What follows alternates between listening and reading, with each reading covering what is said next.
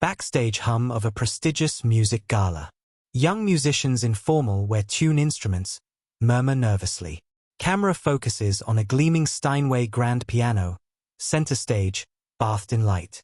An elderly black man, Benjamin, in a faded gray janitor's uniform, pushes a cleaning cart nearby. He pauses, his gaze drawn to the piano. Hesitantly, his wrinkled hand reaches out, fingers gently grazing the polished black surface. A sharp voice cuts through the air like ice.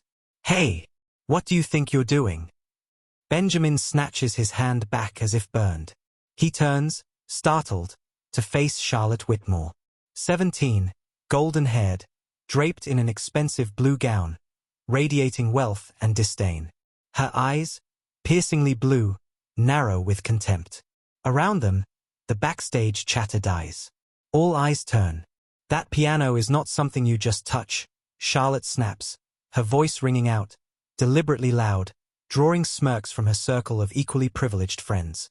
Benjamin shrinks back, head bowed. "I'm sorry, Miss Whitmore. I just wanted to check if it was polished carefully." His voice is soft, apologetic. "Check."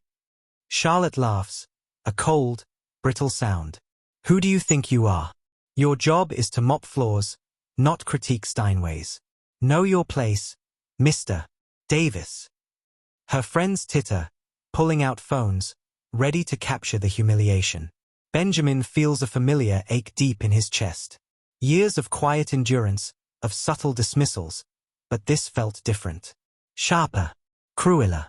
He says nothing, simply turns to push his cart away, back towards the shadows where he belongs. But Charlotte isn't finished. "If just cleaning makes you mistake this priceless instrument for a mere object," she calls after him, voice dripping with venom, "then clearly you know nothing about music." More laughter follows, echoing in the tense space. "Honestly, people like you shouldn't even be allowed near a place like this. Stick to the dusty corners." Benjamin stops. His back is still turned, but his shoulders tense almost imperceptibly. He closes his eyes for a fleeting moment, a lifetime of buried memories, of pain and passion, swirling within him. The mocking continues, but he doesn't hear it anymore. He takes a slow, deep breath. Then, he turns. He doesn't look at Charlotte. His gaze is fixed on the stage, on the gleaming piano waiting under the lights. He leaves his cart behind and begins to walk, slow, deliberate steps, towards the stage. A hush falls over the backstage area. Whispers erupt. What is he doing? Is he crazy? Charlotte stares, aghast, then furious. "Mr. Davis, stop this foolishness. Get down from there immediately." Benjamin doesn't falter. He reaches the magnificent Steinway, the symbol of perfection he was deemed unworthy to touch. He gently pulls out the piano bench, the soft squeak echoing in the stunned silence. He sits. His old, wrinkled hands hover over the ivory keys. Charlotte takes a step forward, ready to unleash another tirade, to have him forcibly removed. But before she can utter a sound, a single note rings out. Pure, clear, resonant. It hangs in the air, silencing every whisper, every breath. Then, Benjamin begins to play. His fingers, aged but nimble, dance across the keys. Not with the cold, technical precision Charlotte prides herself on, but with a fluid grace, an intimacy that speaks of decades spent with the instrument. The music flows, complex, soulful, achingly beautiful. It's a melody no one recognizes, yet it feels instantly familiar, weaving a story of profound joy and unbearable sorrow, of love and loss, of quiet dignity held through years of hardship. The entire hall, backstage and front of house, is frozen. Critics lean forward, mouths agape. Wealthy patrons sit mesmerized. Charlotte's friends stand silent, their earlier mockery replaced by stunned disbelief, a creeping shame washing over their faces. Charlotte herself is rooted to the spot, her blue eyes wide, locked on Benjamin's hands. The music washes over her, bypassing her technical analysis, striking directly at her soul. This isn't just playing, it's breathing, it's weeping, it's soaring, It's everything her own meticulously perfect, yet sterile, performances lack. It speaks of life lived, pain endured, beauty found in unexpected places. It's a language she thought she mastered, but realizes now she barely understands. The melody shifts, becoming softer, gentler, imbued with an almost unbearable tenderness. It feels like forgiveness, like understanding. Tears well in the eyes of hardened critics. Quiet sobs can be heard from the audience. Charlotte feels an unfamiliar prickling behind her own eyes, a tightness in her throat. The arrogance she wore like armor begins to crack, revealing the vulnerable teenager beneath. How could she have been so blind? So cruel? The final notes hang in the air, shimmering, before fading into silence. A profound, absolute silence follows. No one moves. No one breathes. The spell holds. Benjamin slowly withdraws his hands from the keys, letting them rest in his lap. A gentle, humble, almost melancholic smile touches his lips. Suddenly, firm, authoritative footsteps approach from the back of the hall. A woman in a tailored dark blue suit walks confidently down the aisle towards the stage. Her presence commands attention. She stops beside the stage, her gaze fixed on Benjamin with an expression of profound respect and barely concealed emotion. "Forgive the interruption," she says, her voice clear and strong, carrying through the silent hall. "But I must make an announcement. Ladies and gentlemen, I represent the National Music Council.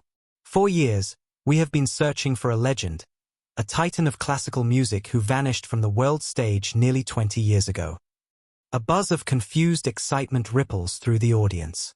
Charlotte stares, bewildered, looking from the woman to Benjamin. The woman steps closer to the stage, her voice softening, filled with reverence, directed only at Benjamin. "So, I never expected to find you here, like this." She takes a breath, composing herself. Benjamin Davis. Ellison, former principal pianist of the New York Symphony Orchestra. "It is you, isn't it?" Gasps echo through the hall. Ellison. The name resonates with the older critics, a name whispered with awe, associated with genius tragically cut short. Charlotte feels the blood drain from her face. Ellison. The legend her own tutors spoke of with reverence. The man she had just publicly humiliated, calling him ignorant, telling him he didn't belong. Shame, hot and overwhelming, washes over her. Benjamin looks up, meeting the woman's gaze. No surprise flickers in his eyes, only a quiet acceptance. He gives a slow, almost imperceptible nod. The woman continues, emotion thickening her voice. "Mr. Ellison, on behalf of the council, I extend an official invitation. Please, return to the world of music. Your absence has been a profound loss." Benjamin slowly rises from the piano bench. He turns to face the audience, his gaze sweeping over the stunned faces, finally resting on Charlotte.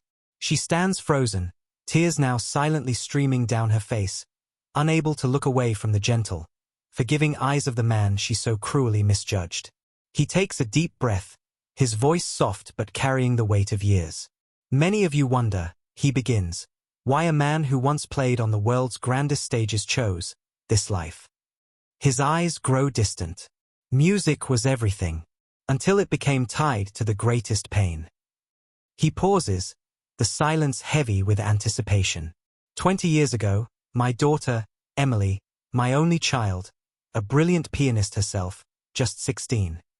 His voice trembles, cracks. She was killed. A drunk driver, after her first major competition win. A collective intake of breath from the hall. Charlotte covers her mouth, a sob escaping. "This piano," Benjamin gestures towards the Steinway, his voice thick with grief, "was the last instrument Emily ever played. After she was gone, the music died in me. Every key I touched held her ghost. So, I walked away, became invisible, closer to the silence." He looks around, his gaze finding Charlotte again. Today, touching these keys, something awoke. Emily, she's still here, in the music. He offers a sad, peaceful smile. "I tell you this not for pity, but perhaps as a reminder, especially to the young. His eyes linger on Charlotte. Cherish those around you. Don't judge by what you see. Everyone carries a story, a hidden pain. Charlotte can bear it no longer. She steps forward, shaky, awkward. Mr. Listen. Her voice breaks, choked with tears. I am so ashamed. The things I said. I was arrogant. Cruel. Please, forgive me. Benjamin looks at her, his eyes filled with a deep, sorrowful understanding. He walks towards her, closing the small distance between them on the stage. Charlotte, he says gently, we all make mistakes. It is how we learn, how we grow from them, that matters. He places a frail hand on her shoulder. True music, true art, comes not from perfection, but from the heart. From empathy, from understanding pain, and finding beauty even within it. Don't chase perfection. Chase feeling. Let your heart guide you. His words land softly, profoundly. Charlotte nods, weeping openly now, the tears not just of shame, but of release, of awakening. Benjamin turns back to the audience, to the councilwoman. Thank you for your kind invitation, he says, his voice regaining its quiet strength. But my stage now is perhaps just sharing this simple lesson. Kindness. Empathy. That is the music I wish to make. A moment of silence, then applause begins. Softly at first, then swelling, rolling through the hall, thunderous, heartfelt. Not just for the legend returned, but for the profound humanity witnessed, the grace offered, the lesson learned. Charlotte stands beside him, humbled, changed, ready to find the music within her own heart.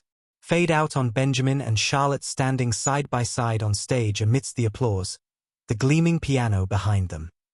If you enjoyed this story, don't forget to like, subscribe, and turn on the bell.